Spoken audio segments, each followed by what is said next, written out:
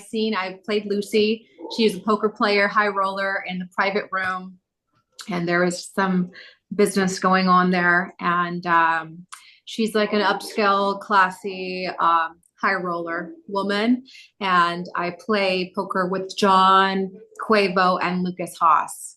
Okay. And tell us, in terms of card tricks and dare I say, in terms of casinos, in your life, in terms of USA, have you ever stopped by once or twice? And have you ever tasted any of the tables, or is it very much daunting for you? Or how did you sort of do your research? Did you go online, watch a few poker players, speak to a few sort of poker players, gamblers, or how did you get into that mode? Because playing a poker player is all about confidence, as you know, and the looks and ice cool looks and having that sort of confidence in terms of knowing what you're doing. And I suppose acting in terms of that obviously is it goes hand in hand. If you know the subject that you're acting about, it makes it that much easier. So how is it like for you in terms of getting to know that sort of world?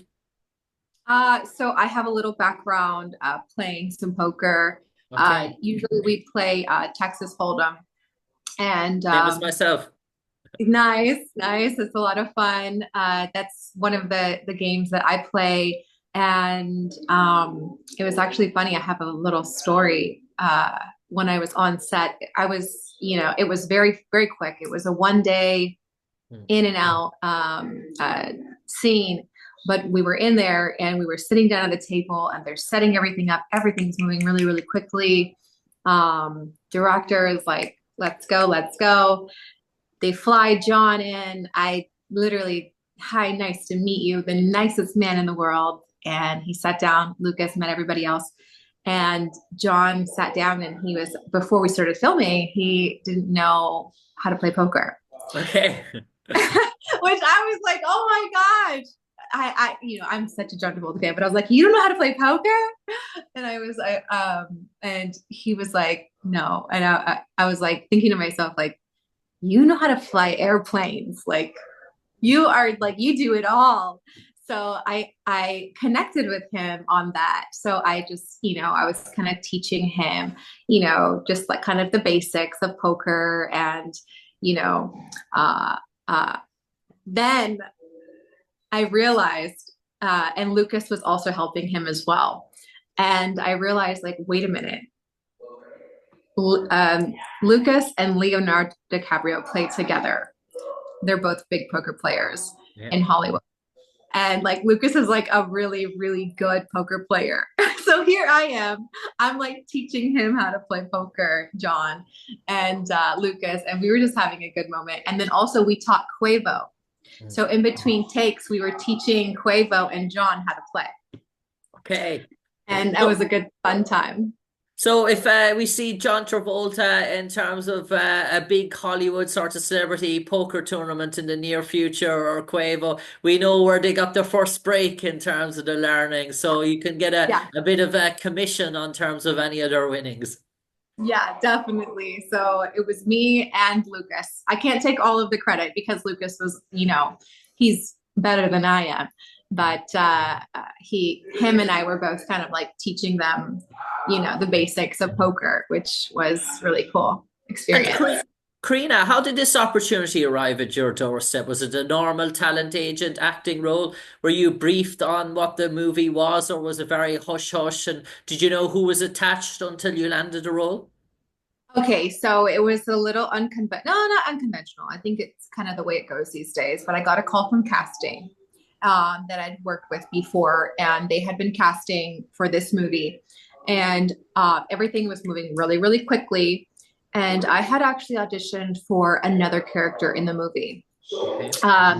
and it was a much meatier role, more significant throughout the film, more scenes, a lot of emotion. So the auditioning process was like, I had three different scenes, a lot of emotion, and it was very intense.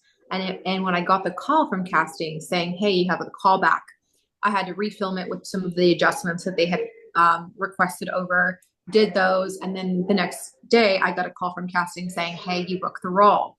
I was like, "Oh my God, this is amazing." I knew that it was working with John. I didn't know that Gino was on it. And I knew it was John. I knew it was Lucas because I looked at the first one. So I kind of had, a premise of everything, but everything was, hush hush.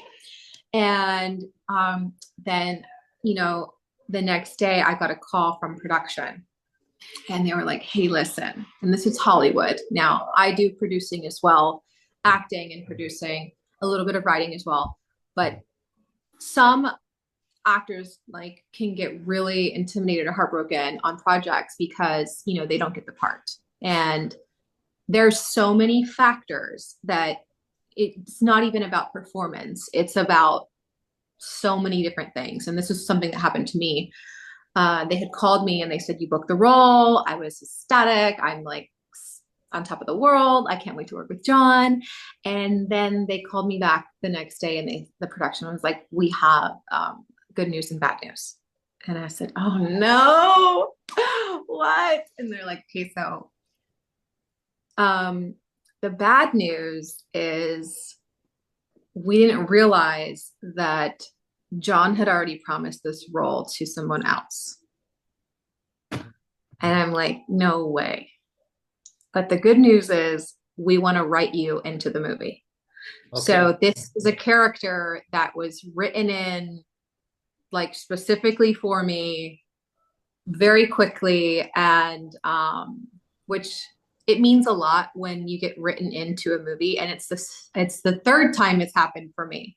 The third movie. The first movie was this other movie that I was in, School Dance, with Nick Cannon and Kevin Hart, that they wrote in that part for me. And then the second one, but there's chances where things happen. So even though it was like, oh man, I didn't get it, but then I ended up getting this, which was really cool. And I got to, and the other scenes, I wasn't with scenes with John. So I would have never got to meet John or the main cast. So this actually brought me into being in the scenes with John and with all of the main cast. And it was a lot of fun. So yeah, I was really happy about that. That was a really cool experience.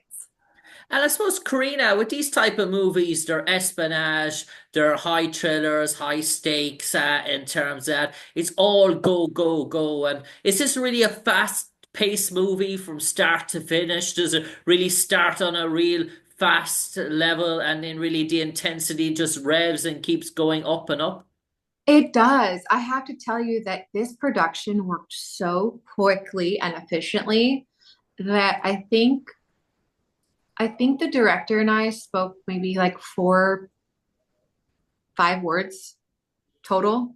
Like I literally like, hi, nice to meet you. And then we were going over the scene and he just looked at me and I had asked him a question and he just was like, you know what you're doing.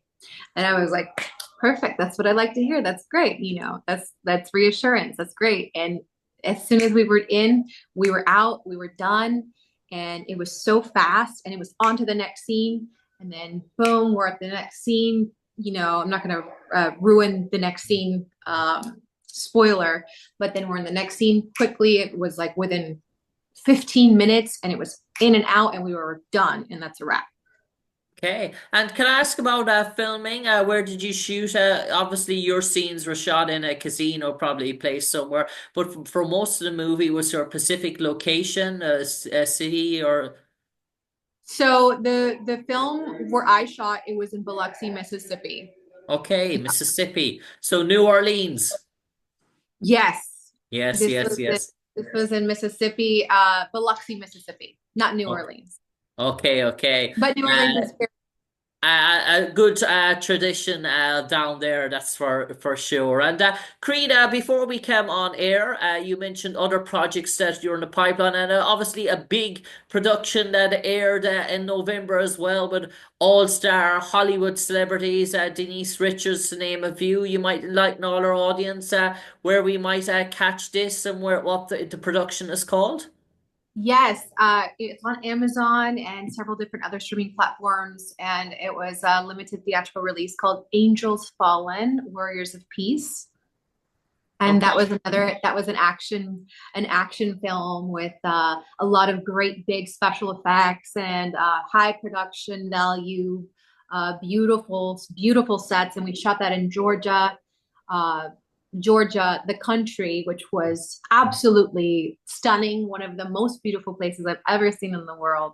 And definitely catch that. That stars with Cuba Gooding Jr. in it as well. And that was a really, really fun picture if you're into stuff like that. Okay, fantastic. And Korrina Rico, I know it's a busy 2025 for you, but for all our audience, all our listeners, why should they go out en masse on March the 14th, roll up, whether it's planes, trains, automobiles in 2 days' time, to check to their cinema screens, to check out high rollers. And when they do, when they have that popcorn, Pepsi, candy, sitting on that sort of cinema recliner seat, kick off the shoes, and they watch credits roll, high rollers comes on, and Corino Rico, what's in store for them? So expect a lot of high, fast-paced action. Obviously, John Travolta is an amazing actor. I'm a huge fan of his and his body of work. It just speaks for itself. The first one did very well, and it was just the direction was beautiful. The sets are beautiful. Gina Gershon, who I also worked with, she was amazing and so beautiful. The whole cast and fast paced action, and just you're going to be entertained. You're going to be on the edge of your seats. So get your popcorn. Make sure you guys see it in theaters. There's nothing like a cinematic theatrical experience. Bring that experience back. I felt like with the whole pandemic, it took away a lot of the theatrical experience, and it's all coming back. And it's super important to get your popcorn, to get your soda, your candy, and watch it on the big screen, because that's where you're going to see the big special effects, the explosions. You're not going to get that cinematic, you know, effect on your phone, because when in post production, when we're doing the sound design, you're gonna feel like you're in the movie. So it's super important to watch it in cinema.